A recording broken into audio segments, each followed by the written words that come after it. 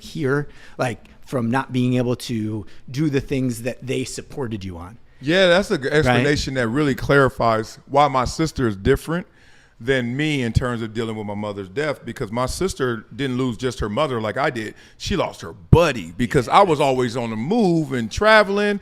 And so it was always sporadic when I would see my mother in my adult life, no matter how long it was. It was like, you know, I got to go to camp, or, you know, I got to go back there and film, whatever. And my sister was just grounded with her. So she lost her buddy to that point. But I grew up, see, like you, I lost my best friend when I was 11. So one day I'm just telling them, all right, hurry back from school and we're gonna ride our bikes. And I had the bike that you get from the like local store, and it was a Huffy, and he had like a mongoose, so it used to make noise. Yeah, and you remember? Oh yeah. I was like, we live in the same building. Like, yeah. She over there slanging. You know what I'm saying? So he had a fresh bike, and then he always get home at 4 o'clock, and it's 4:05, 4:10, 4:15. I'm looking at the clock, old school. I'm like, he ain't gonna come home. Then they told me he got hit by a car. Immediately you thinking, all right, he got hit by a car, all right, he all right, where is he? And they were like, nah, he in the hospital. I'm like, dang, all right, go to the hospital. Then this is what really, see, I'm disconnected from pain, or I laugh at pain because of the trauma of this.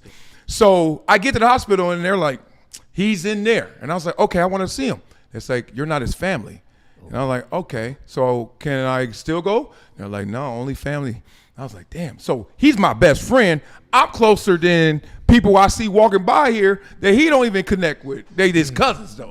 You know, that's his uncle. He don't talk to him. He talk to me every day. So I'm sitting there like, damn. And then finally a doctor saw me and he was like, come here. He's like, I'm gonna show you your best friend. Just come over here. So we walked to the side, and this is at Daniel Freeman Hospital in Inglewood.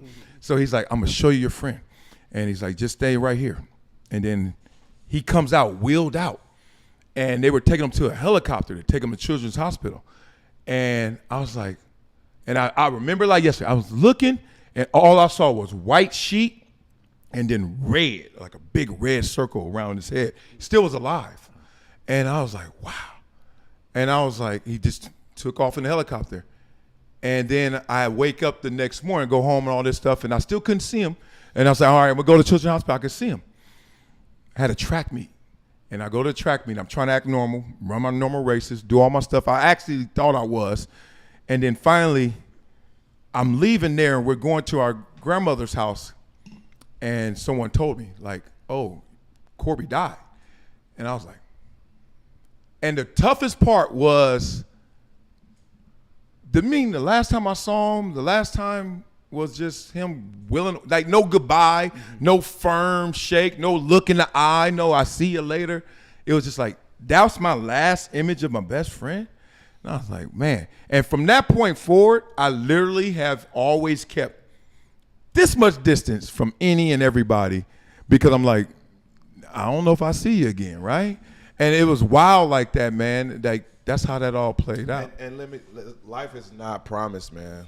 And people, we say that, but it's not. But it's understand not, man. Junior Bridgman just was speaking at an event. Yeah. He was just speaking. Wait, Junior Bridgman died? Yes. Yeah, he died. 71 years old. Yeah. Speaking at an event, had a medical emergency at the event, and he died. So, like, he was just talking and got off stage and died. Nobody expected him to die. Yeah. You know what I mean? So life is not promised, man. Angie Stone was at a show, got in a car and was driving to another show and got in a car accident and died. So like, these things are like, when you think about people, make that call, when you want to make that call, talk to them, like have those real conversations, because it just ain't promised, man. You don't know when it's going to be the last time or not. So you don't want to have that like, damn, I wish I would have said this to whoever. Yeah. You know what I'm saying? Last time I saw him, I wish I would have said this, because I've been meaning to say it to him, and I knew I was going to see him again next week, and I was going to say it next week when I saw him. It's like, nah, dog, yo, man, I thought about you, bro. I wanted to call you real quick and just say what's up. But that closure is the toughest thing to deal with, because, like, you know, I've dealt with the deaths of a few people in my life, but when my mother died, the death I thought was the worst part, because I'm a mama's boy. And I was like, this is it. And you know what was worse than knowing my mother was dead? And this was a weird moment. We at the funeral, and then the pastor's like, all right, service is over. He was like, you know, open casket, and everybody walked by, and you were last to walk by. And then he looked at me, He was like, you can close it now. And I'm like, close what? You can close it? You, me. And, you know, to close a casket doesn't take much strength. It just, you know, let it go, but don't let it slam. And I remember grabbing it. And then my brain is saying, close it. And my body's like, I ain't closing shit. Mm-hmm. And literally I was just there, like, and I was really trying to close it. I wasn't even trying to stage. I wasn't trying to be shy. I was like, close it. And I was like, nope. And then they finally closed it, and I was like, yo. I thought death was bad. I was like saying goodbye, like saying it, like doing it. I was like, hell no. So that's why I avoid it. Like, I'm like, nope, it ain't real. And it is real. And like my father and I were like, I want to talk to him 3 times a day like Bucky. But at the same time, like, I don't talk to nobody 3 times a day. You know what I mean? And then I'm like, but then if I don't, then one day I'm going to get the call. And it's like that seesaw right there. You know, how do you mend those? It's a reality that you have to face. You can't like not act like it's not real, because I wouldn't, man, if you would have told me 4 years ago I'd have been able to sit here and talk to you about my mom dying. Yeah. Like, I'm like you, I got my mom tattooed on me twice. Yeah. Like, that was my girl. And my dad, I'm named after my dad. Like, that was my dude. You know what I'm saying? Like, they both made me who I am, right? So I wouldn't have been able to tell you be able to be strong enough to have that conversation. But I also have to act like it's not.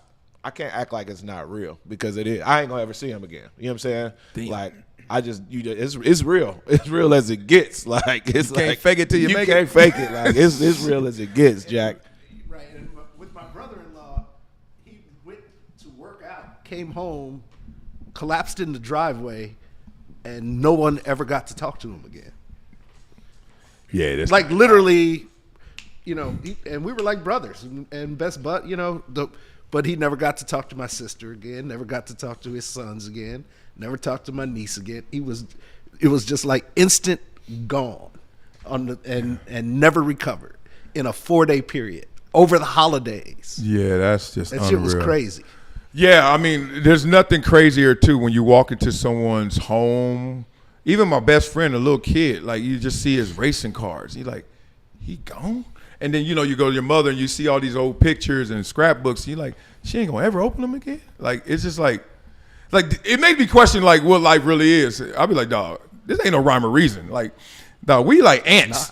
like, you know what I mean? Like ants feel, you can kill like, a little ant. Like, we just can, you can have this beautiful life and do all these perfect things and don't disavow and you're not violating the 10 Commandments, and then it's just pass on the driveway. Absolutely. It's just wild. It's humbling, man. I didn't deal with it well at all. Like, my best friend passed away in October of '96. He was 17.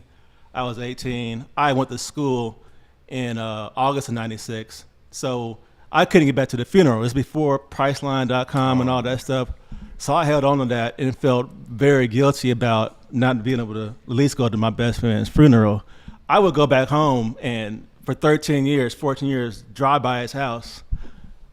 Like you said, I didn't have enough balls to go knock on his parents' door to know he wasn't there, you know? I drove by there hoping that they would be outside doing the line, taking in groceries so I can have an excuse to go up there and say my piece, you know what I'm saying? But it took me 14 years to get over that. So I just didn't deal well with it all. And I think we should have had, looking back on it, I wish I would have had some kind of counseling or someone to talk to understand what grief was, because I didn't know what I was going through, you know, until years later, and I was talking to people, and it was like, yeah, that's grief. You probably should have saw somebody about that. I didn't think about that until around that time when somebody I knew had taken their own life, and I was like, oh, this is why you go to talk to people, because I'm a Pisces, I'm a artist, like I hold on to people, empath. I hold on to people. I take in people the best as I can.